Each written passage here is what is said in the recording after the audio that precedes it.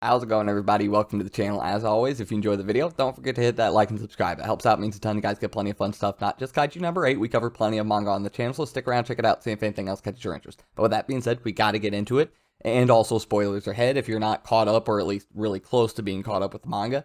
Yeah, spoilers. Anyway, now that we can get into it, I should have honestly made an Isao like a boss Shinomiya video before now. Yes, that is how you say his name if you want to give him the proper amount of respect that he deserves as a human being and an absolute boss. It is not just Isao Shinomiya, it is Isao like a boss Shinomiya. We've covered this on the channel before, but you know it's an Isao video and what happened recently. Yeah, kind of have to just touch on it again real quick. Either way, now that we can actually get into it and talk about Isao, yeah, I'm not going to do this, I say now that we can get into it and talk about it, one more thing. I'm not going to do this like a typical character analysis. I kind of just want to talk about Isao. That's what I do. I get on here, I discuss things, I have ideas, I talk about stuff. It's me, it's freeform. I tried doing a kind of character analysis-ish. I kind of have a hard time calling it that, but a video about Iharu Furuhashi at one point. I was not very happy with how it was, just, I don't know, not exactly my thing. So, a little more freeform, discussing the man and all of his glory here today.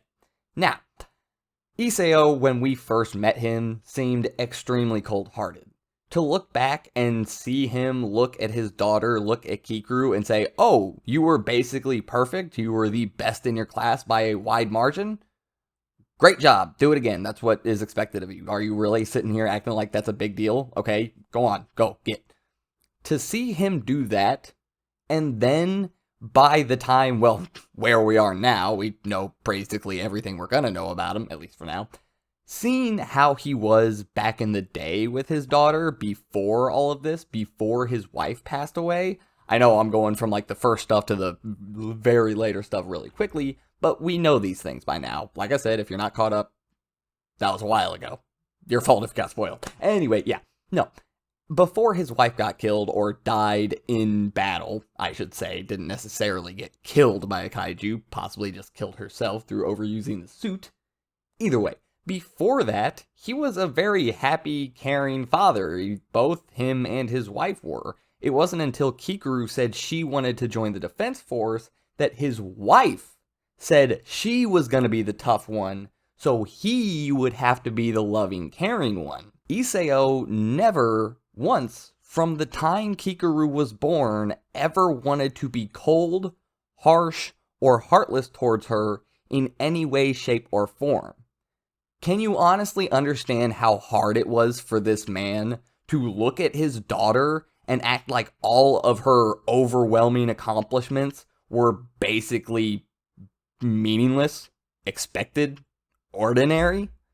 How much do you think Isao wanted to pick Kikuru up, spin her around, give her a giant hug, and go celebrate every time she did something amazing? It had to be absolutely soul-crushing for this man, and you can add this on top of the fact that his wife died, and I'm sure he has feelings of not being strong enough to save her or protect her or whatever it may be. There's a lot of things going on for him. Really up in the hatred he has for Kaiju and all of the stuff going on in his mind. And then on top of the fact, adding to the reason that we call this man Isao like a boss Shinomiya, he goes, oh, don't worry, let me put the entire country on my back too as I walk around as the Director General protecting literally everybody in the entire country from a constant Kaiju invasion threat. Do you kind of start to see why we call this man what we call this man around here? It's not just physical load that he's taken on. It's not just all the beatings and all the stress that his body has undergone through all of this fighting kaiju and using these suits and all these crazy-ass abilities. It's not just that. It's also an emotional burden, an emotional weight, something constantly wearing him down more and more. And we can never even tell. Honestly, he never breaks. Not even till the very end. His body breaks. He passes away. But Isao, as a man, as a human being, never once breaks. He never once breaks down crying, telling Kikuru he's sorry for the way he had to act to train her up tough. Nothing. until the end, goes out fighting like a boss. This man is an absolute legend, and I cannot get enough of him, which is very unfortunate considering our, well, current standings with him as a mortal being within the series. Yeah.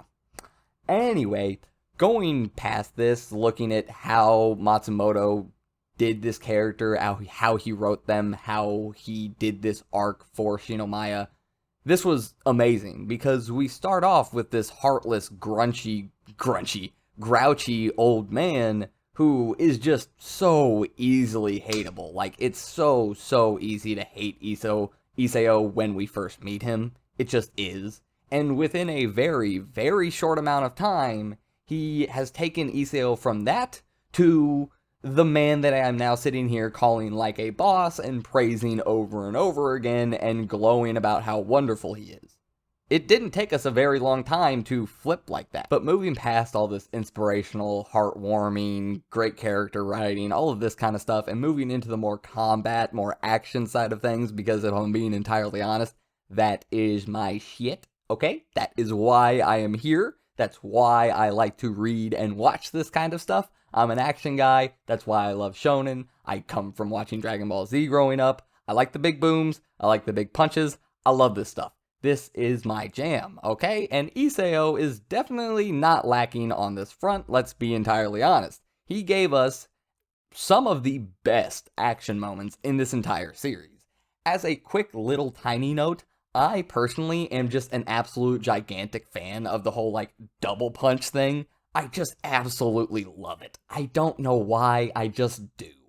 Probably the first time I ever saw it used in, like, an anime or something. It was probably a really cool scene, and it's just stuck there as something I like now. But it's something Isao does, so he gets an instant boost for me personally. But yeah, using those gauntlets made from the corpse of number 2, a Dai Kaiju, this man basically takes on the aura of said Dai Kaiju when he really gets going, which is just absolutely amazing and so damn cool, let's be entirely honest. Also, when your combat introduction into the series is fighting Kaiju number 8, I say Kaiju number 8 specifically, and specifically not Kafka, because remember, he did not fight Kafka. Kafka got taken over by Kaiju number 8. Isao said, no, I don't want the man behind the mask, I don't even want the mask, I want the whole damn thing. I want Kaiju number 8. And he got him, and yes, while he did lose that fight, let's be entirely honest, he pushed Kaiju number 8 further than we have ever seen it pushed. Yeah, we saw Kafka all like, I can barely move, after the whole punching the bomb thing. Yeah, sure, great. He didn't get pushed to that kind of limit, but the amount of power we saw Kaiju number 8 output, the fighting ability that we saw it output, was on a higher scale than anything else it had done so far. You want to know how I know this for a fact? Because Kafka, by just taking a backseat to the fight and watching this cool movie, guys, really worth the price of admission.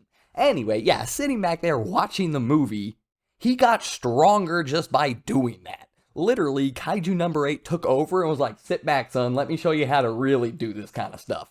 He learned stuff about his body, his transformation, that he didn't even know he could do. This man literally got stronger by watching the fight. Okay? That is Isao pushing Kaiju number 8 to a limit we had never seen it go to before. That is absolutely phenomenal. And of course, we cannot end the video before we talk about his final fight, his fight against Kaiju number 9. There was a lot of wonderful things in this fight, but this was also a very tragic end for Isao Shinomiya, because this does also connect back to what we started with the relationship between him and Kikaru. And one of the most tragic things in all of this is throughout this entire fight where he is obviously getting outmatched, and he can even tell that he is weaker than he used to be, that he's grown weak, that he is a shadow of the fighter, of the combatant that he used to be back when he stood by his wife's side. And this is fair. We grow old. This is something we see even in anime and manga. Even old, super strong, super wise, like teachers and senseis and stuff and all these anime and manga, they aren't as strong as they used to be a lot of times when they start getting very old. But One, and I'll get back to this never slows him down. This never makes him stutter. This never makes him halt, freeze, think about it. Nothing at all. It is constant push forward. It does not matter that he has grown weak. It's just a fact of the matter. In the fight, he does come to this realization that it is a factual statement that he has grown weak compared to his former self. He isn't actually weak, but comparably, he has grown weaker. But this isn't like a, does this mean I can't win? Am I gonna lose? Oh my god. It's not one of those things at all. This man does not care. I mean, it sucks. Like, damn, I'm weaker. That's not fun to think about. But it never once crosses his mind of, oh, I'm gonna lose because I have grown weaker.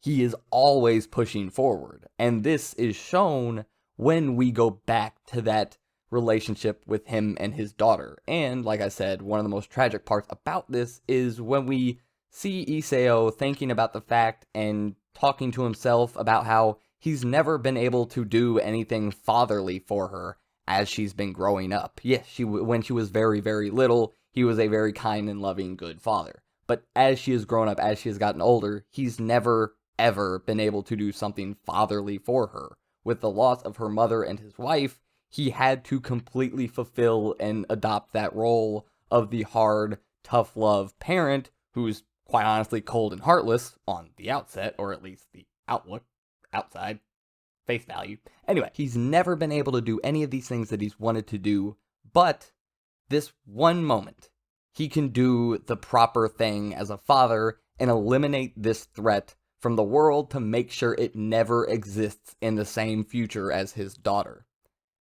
And he isn't able to.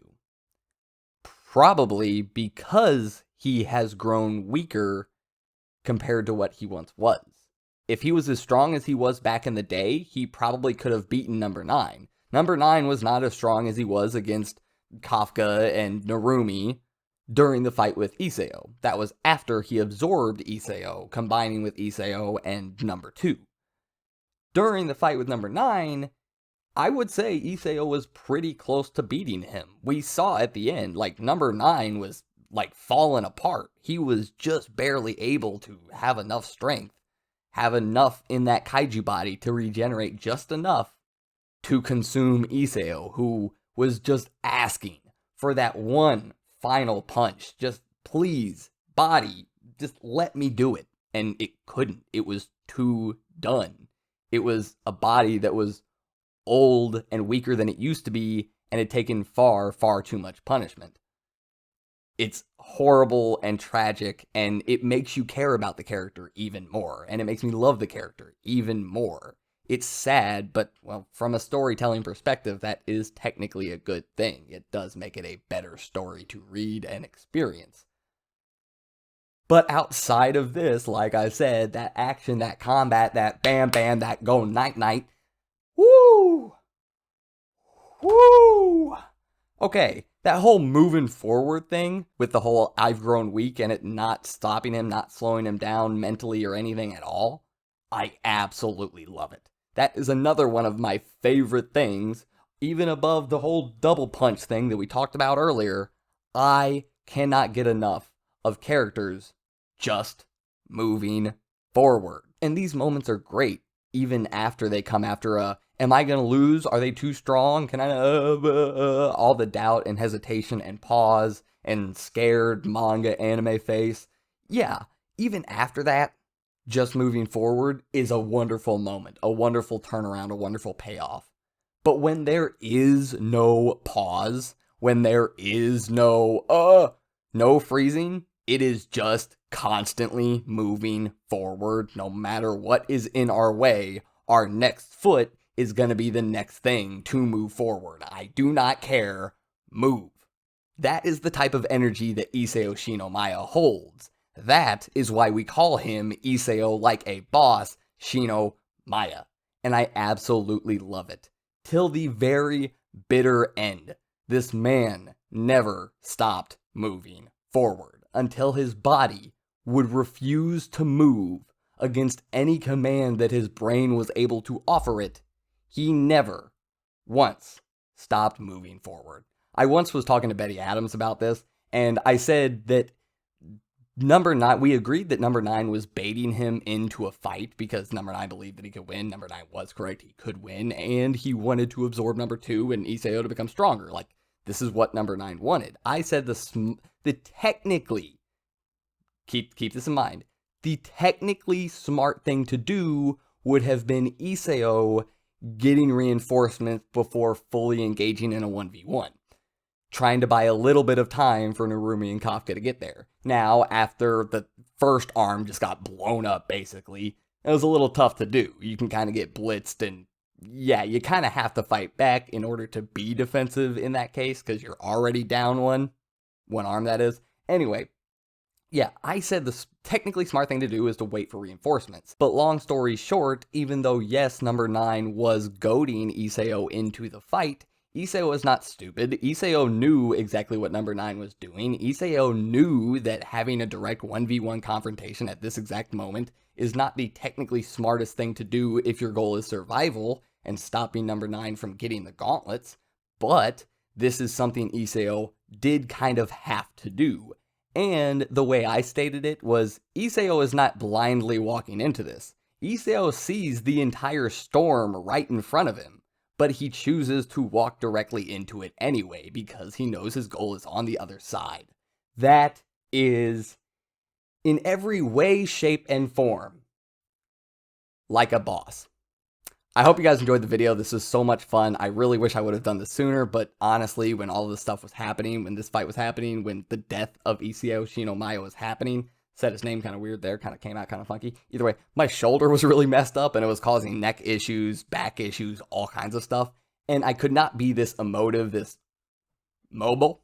I couldn't do it. So I kind of wanted to hold off a little bit, and I'm finally getting around to this. And yeah, it was so much fun. I love Isao so much. He wasn't in this for very long, especially not when he was likable. He didn't spend long in the series, and what time he did spend in the series, part of it was him being a piece of crap, or at least what we thought was a piece of crap, seemed like a piece of crap. I absolutely love him. What Matsumoto did with him, absolutely phenomenal. I hope you guys enjoy his character as much as I did. He's like a boss. That's the only way I can describe it. Anyway, I hope you guys enjoyed, and I'll see you guys next time. I'm out.